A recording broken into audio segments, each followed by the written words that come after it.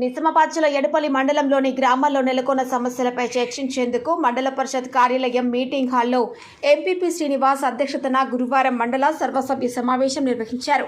ప్రజా సమస్యల పరిష్కారానికి నిర్వహిస్తున్న ఈ సమావేశానికి పలు శాఖల అధికారులు, పలు గ్రామాల ప్రజా ప్రతినిధులు గైహాజరు అవుతుండటంతో మండలంలో నెలకొన్న సమస్యలపైన సరైన చర్చకు నోచుకోవడం లేదు.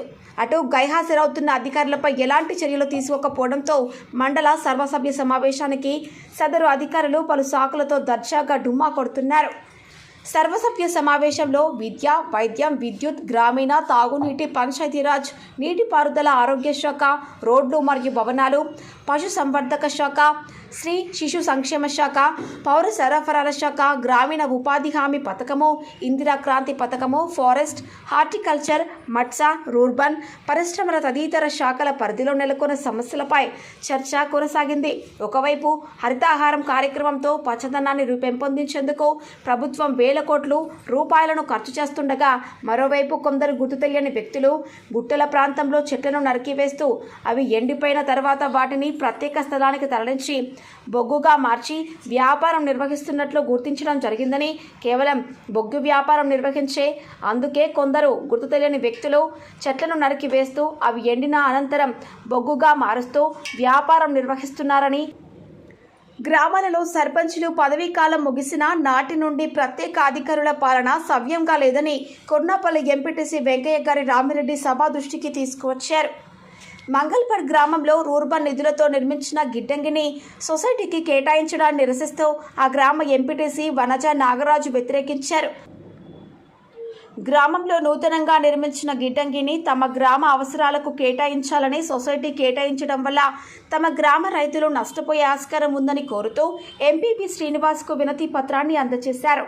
ఉపాధి హామీ పథకంలో మండుటెండలో పనిచేస్తున్న కూలీలకు కనీసం వసతులు అధికారులు కల్పించడం లేదని, అలాగే వారికి అందుతున్న కూలీ శాతం సరిపోవడం లేదని, వెంటనే కూలీలకు మంచినీటి సౌకర్యంతో పాటు కనీస వసతులు కల్పిస్తూ కూలీకి సైతం 600కు పెంచి డిమాండ్ చేస్తూ అఖిల భారత ప్రగతిశీల రైతు కూలీ సంఘం జిల్లా ప్రధాన కార్యదర్శి గుమ్మల గంగాధర్, నాయకులు కేశ రవి, శ్రీపతి మల్లేష్లు ఎంపీపీ శ్రీనివాస్కు వినతి పత్రం అందజేశారు. ఈ సర్వసభ్య సమావేశంలో vice MPP Imran Khan, MPDO Shankar Naik, ICDS CDPO విజయరాణితో పాటు ఆయా శాఖల అధికారులు, గ్రామ ఎంపీటీసీలు పాల్గొన్నారు. ఈరోజు మండల ప్రజా పరిషత్ కార్యాలయంలో మండల సర్వసభ్య సమావేశం జరుపుకోవడం జరిగింది. దీనికి గౌరవ ఎంపీటీసీలు, వైస్ ఎంపీపీ, అధికారులు, అనధికారులు, పత్రిక విలేకరులు అందరూ హాజరు కావడం జరిగింది. దీంట్లో భాగంగా పలు విషయాలపైన సుదీర్ఘంగా చర్చ చేయడం జరిగింది. ఎడ్యుకేషన్ మీద, ఎడ్యుకేషన్కి వచ్చినటువంటి 130 లక్షల రూపాయలు, 1,30 లక్షల రూపాయలు 24 స్కూళ్ళకు రావడం జరిగింది. అవి త్వరితగతిన కంప్లీట్ చేసి ఈ స్కూళ్ళు చాలేంత వరకే కంప్లీట్ చేసి పిల్లలకు అందుబాటులో ఉంచాలని తీర్మానం చేసుకోవడం జరిగింది. ఆర్ఎంబి రోడ్డు విషయంలో Edapalli to Kurnapalli double road వేయించాలని, అంబెం టు ఏఆర్పి మీదుగా బ్రాహ్మణిపల్లి జైతాంపేర్ మీదుగా డబుల్ రోడ్లు వేయించాలనేసి ప్రపోజల్ పెట్టాల్సిన అవసరం ఉందని పెట్టడం జరిగింది. కుర్నాపల్లిలో కల్వర్ట్స్ రిపేర్ కొంచెం మెయిన్ రోడ్ పైన ఉన్నాయి, రిపేర్ చేయాల్సినది ఉండిగా తీర్మానం చేయడం జరిగింది. అంతేకాకుండా హెల్త్ పరంగా సమస్యలు ఇప్పుడు సోషల్ మీడియాలో వస్తున్నటువంటి పుకార్రా నిజమా అనేది కోవిడ్కి సంబంధించిన వ్యాక్సిన్ ఏదైతే వేసుకుంటే హార్ట్ అటాక్లు వస్తున్నాయి అనేసి దాని మీద చర్చించడం జరిగింది. మెడికల్ హెల్త్ ఆఫీసర్, జిల్లా స్థాయి మెడికల్ హెల్త్ ఆఫీసర్తో నుండి ఒక ప్రకటన విడుదల చేయాల్సిన అవసరం ఉందని చెప్పడం జరిగింది. ఈ విధంగా అన్ని పిఆర్ కానీ, ఐకేపీ కానీ, ఐసిడిఎస్ కానీ సక్రమంగా అన్ని గ్రామాలలో కూడా అన్ని విధాలుగా పనులు నడవలసిందిగా ఐకేపీ, ఐసిడిఎస్ అవి రెండు కూడా ప్రజలకు అందుబాటులో ఉండాలని ప్రతి నెల విజిట్ చేయాల్సిన అవసరం ఉందని చర్చించడం జరిగింది. ఈ విధంగా అన్ని డిపార్ట్మెంట్లో కూడా చర్చించడం జరిగింది. మంగళపాడు, కుర్నపల్లి, తాడంలో ఉన్నటువంటి రూర్బన్లో కట్టిన గోదాములు ఏవైతే సొసైటీకి అప్పచెప్పారో దాంట్లో మంగళపాడు ఎంపీటీసీ గారు కానీ, అలాగే మంగళపాడు గ్రామస్తులు పూర్తి స్థాయిలో వ్యతిరేకిస్తున్నారు. సొసైటీకి అప్పచెప్పాలని గవర్నమెంట్ ఉత్తర్వులు కలెక్టర్ గారు ఇవ్వడం జరిగింది.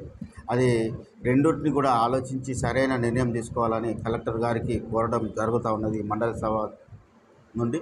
ఈ విధంగా అందరూ అన్ని సమస్యలపైన సుదీర్ఘంగా చర్చించడం జరిగింది. ఇవన్నీ కూడా సకాలంలో అధికారులు అన్ని విధాలుగా చూస్తారని, గ్రామ పంచాయతీ నిధులు కొరత ఉన్నందువలన దాదాపు 5 నెలల నుండి గ్రామ పంచాయతీలకు నిధులు రాకపోవడం వలన గ్రామ పంచాయతీలో పనిచేసే సిబ్బందికి జీతాలు ఇవ్వలేని పరిస్థితి ఉంది. కాబట్టి కృత్రిమంగా ఎక్కడైనా అప్పు తీసుకోవడమా లేకపోతే బ్యాంకు లోన్ తీసుకోవడమా తీసుకొని వాళ్ళకు సఫాయిగా పనిచేసే గ్రామ పంచాయతీ సిబ్బందిగా పనిచేసే వారికి వేతనాలు ఆపకుండా సక్రమంగా ఇవ్వాల్సిందిగా పై అధికారులకు సూచించడం జరిగింది. ఎవరైనా గ్రామంలో ఉండే పెద్ద వ్యక్తులు ఎవరైనా అప్పు ఇస్తే చేయబదులుగా తీసుకొని వాళ్ళకు రాసి ఇవ్వడమా లేకపోతే బ్యాంకర్ల దగ్గర అప్పు తీసుకోవడమా అని చేసి సిబ్బందికి సకాలంలో జీతాలు ఇవ్వాల్సిన అవసరం ఉంది. ఒకవేళ సిబ్బందికి జీతాలు ఇవ్వలేని పరిస్థితి ఏర్పడితే గ్రామాల పారిశుద్ధం అంతా పుట్టుబడుతుందనేది ఈ సభలో తీర్మానించడం జరిగింది.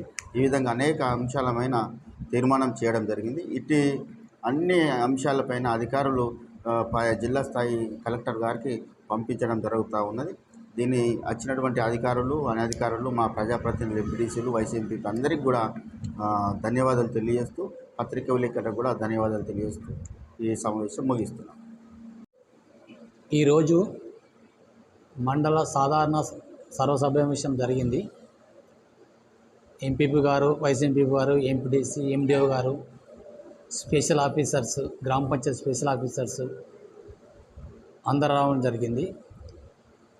సాధారణ సమావేశంలో ఎలక్షన్ కోడ్ ఉంది కాబట్టి ఏం తీర్మానం చేయకూడదు అని చెప్పేసి ఎండిఓ గారు చెప్పారు. సరే డిస్కషన్స్ అయితే ఏదైనా మాట్లాడచ్చని ఆర్ఎంబి శాఖ వారు వచ్చినప్పుడు కుర్నాపల్లి టు మోస్త్రా మన Janakapeta to మోస్త్రా road 2 crores sanction అయింది గ్యాప్స్ కోసం అన్నారు. అయితే మేమేమన్నామంటే కుర్నాపల్లి ముత్తకుంట మోస్త్రా పోయే రోడ్లో ఒక కల్వర్ట్ అవసరం ఉంది, అప్పటి నుంచి కట్టట్లేదు కాబట్టి దానికి కొత్త కల్వర్ట్ ఉండదంటే అది కల్వర్ట్ లేదు. ఇంతకుముందు ప్రపోజల్లో 3 కాన్సెన్స్లు ఉన్నాయి కాబట్టి అది కావట్లేదు అన్నాడు. అట్లా లేకున్నా కానీ అక్కడ గ్యాప్ ఉన్నది, ఒక ఫీట్నర ఎత్తు డౌన్ ఎత్తున్నది కాబట్టి దానికోసం స్పెషల్గా ఇప్పుడు ఉన్న దాంట్లోకి వెళ్ళన్నా కానీ నీట్గా బండ్లు పోయేటట్టు ఇక్కడికి వెళ్ళి అక్కడ దాకా దాన్ని కలవాటు కట్టుడు వేరు కానీ దానికోసం చెప్పాం.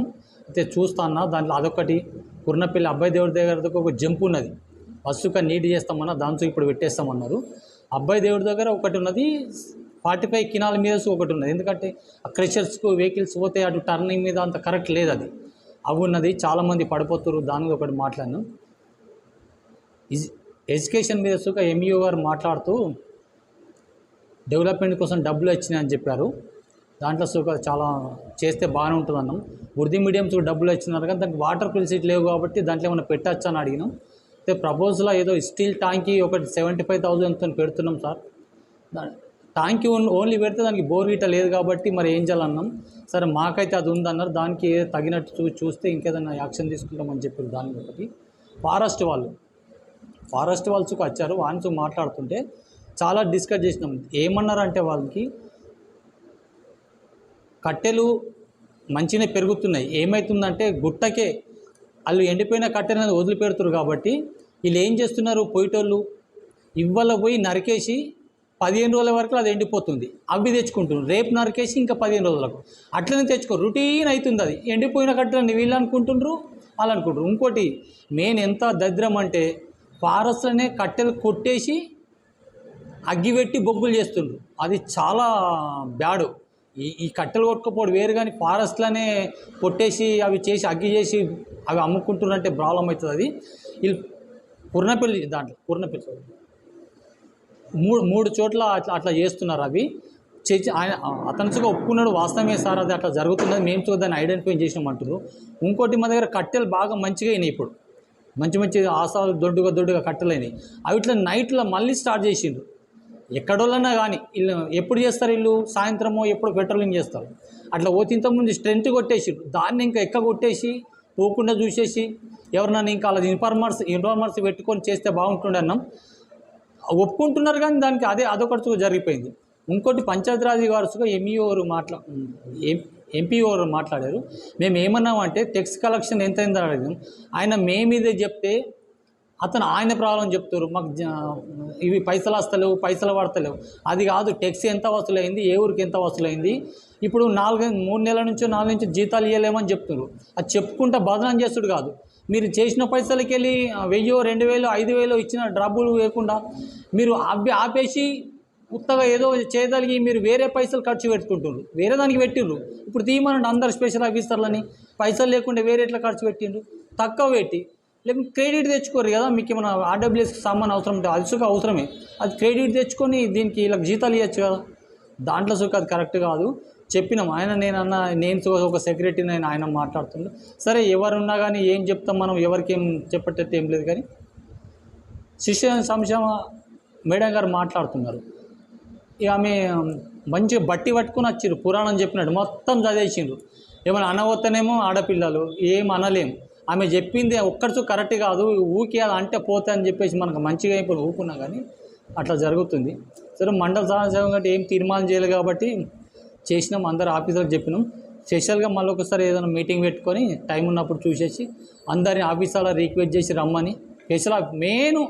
స్పెషల్ ఆఫీసర్స్ ఉన్నారు కానీ స్పెషల్ ఆఫీసర్లు ఓన్లీ పోయేదానికే గ్రామ పంచాయతీ స్పెషల్ ఆఫీసర్ బాధ్యత ఏంది, మొత్తం చూసుకోవాలి. సెక్రటరీ చూసుకుంటుండు, నేను దానికి సంతకం పెడుతున్నాను కదా, ఆయననే బాధ్యుడు. దానికి అట్లా లేరు. ఎవరన్నా ఏమన్నా అనుకోని స్పెషల్ ఆఫీసర్లు రేపేమన్నా అన్నప్పుడు నేను దానికి సమాధానం చెప్తా, కానీ కరెక్ట్ కాదు. బాధ్యతగా చేయాలా, వాళ్ళు బాధ్యత చేసుకొని చేస్తేనే బాగుంటుంది. కొత్త ఎండిఓ గారు వచ్చారు, ఇక ఆయన సుగా ఏం స్వామియుడు ఉన్నట్టున్నాడు, అట్లా కుదరదు. అది చేసి ఏదైనా చేస్తేనే స్పెషల్ ఆఫీసర్ ఉన్నప్పుడు నడుస్తుంది పని.